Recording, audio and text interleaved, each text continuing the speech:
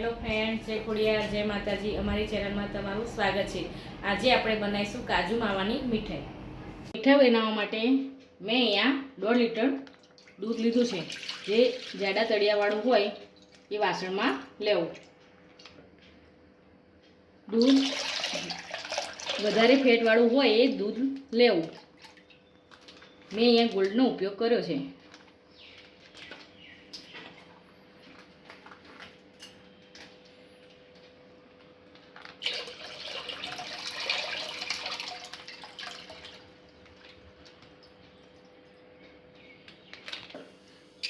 આને ફૂલ ફ્લેમ ઉપર એકદમ ઉકાળવું. જ્યાં સુધી અડધું થાય ત્યાં સુધી હલાવતું રહેવું. દૂધ ઉકળે ત્યાં સુધી આપણે કાજુનો પાવડર બનાવી લઈશું. કાજુનો પાવડર બનાવવા માટે મેં અહીંયા 400 ગ્રામ કાજુના ફાડા લીધા છે.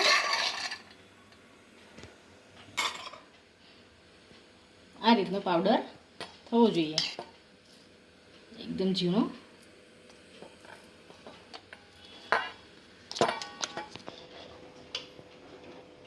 ટોપરાની છીણને આપણે મિક્સરમાં ક્રશ કરી લઈશું.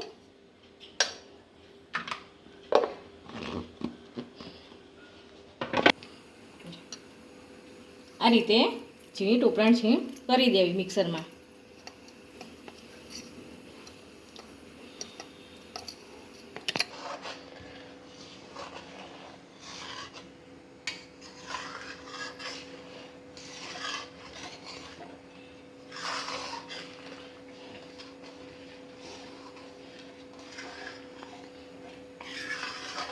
દૂધ આપણું અહીંયા ઘટ થવા આવ્યું છે.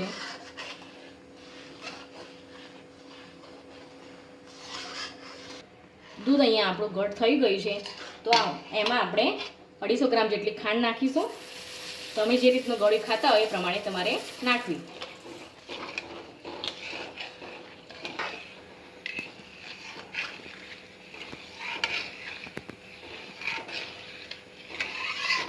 ખાંડ ઓગળી ગઈ છે.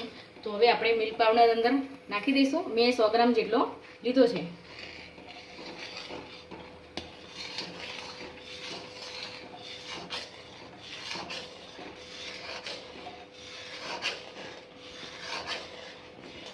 મિલ્ક પાવડર આપણો અહીંયા એક રસ થઈ ગયો છે. તો હવે આપણે કાજુ નાખી દઈશું. પાવડર બનાવેલો હતો એ ધીરે ધીરે હલાવીને એક રસ કરી દઈશું.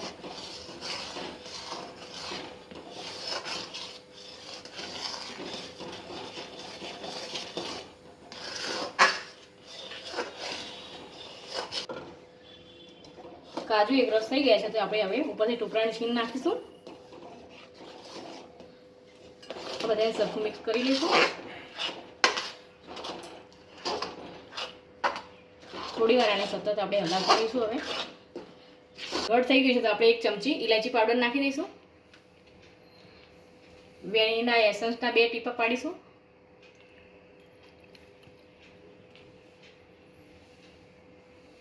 મિક્સ કરી લઈશું. હવે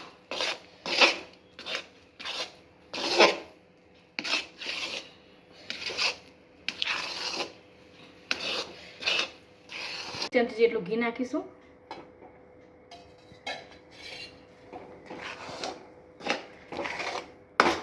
મિશ્રણ આપણું કઢાઈથી છૂટું પડવા માંડ્યું છે.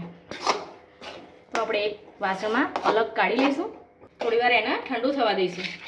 ઠંડુ થઈને અહીંયા આપણું તૈયાર થઈ ગયું છે. તો આપણે આના 3 ભાગ પાડી લઈશું.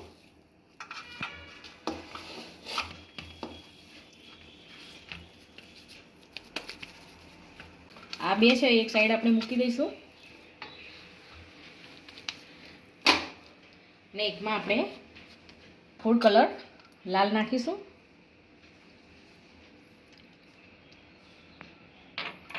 હવે આને મસળી લઈશું.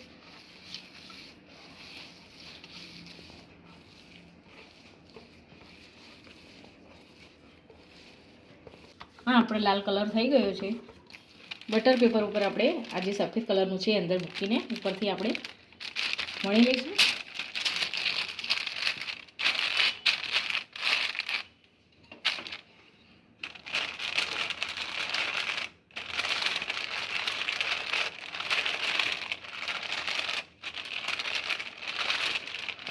સફેદ આપણે આ વણાઈ ગયું છે આ રીતનું. હવે આપણે લાલ વણી લઈશું.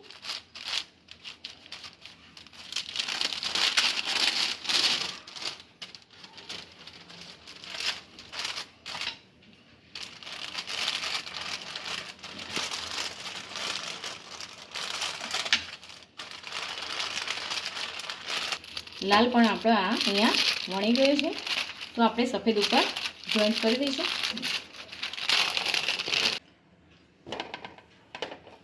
એ રીતે આપણે આ ઉપર સફેદ પણ વણી લઈશું.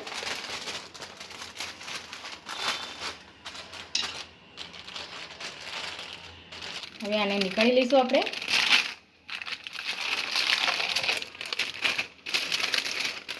ધીરે ધીરે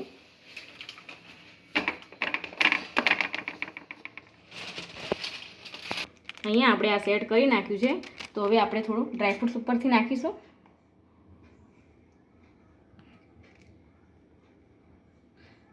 પિસ્તા નાખ્યા છે મેં અહીંયા, બદામની કતરણ નાખી છે અહીંયા.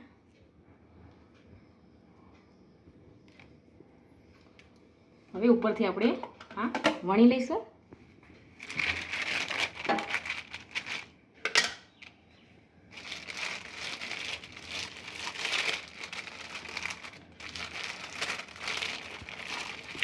આ વણી ગયું છે ઉપરથી પિસ્તા, તો હવે આપણે આને કલાક સુધી ફ્રીજમાં મૂકી રાખીશું સેટ થવા માટે.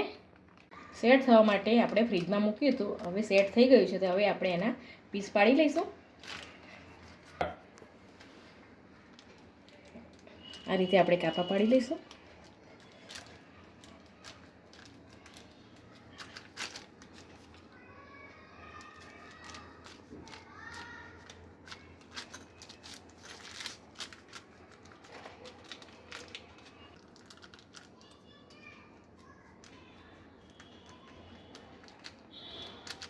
કાજુ માવાની રેસીપી સારી લાગી હોય તો લાઈક કરો, શેર કરો અને સબસ્ક્રાઈબ કરો.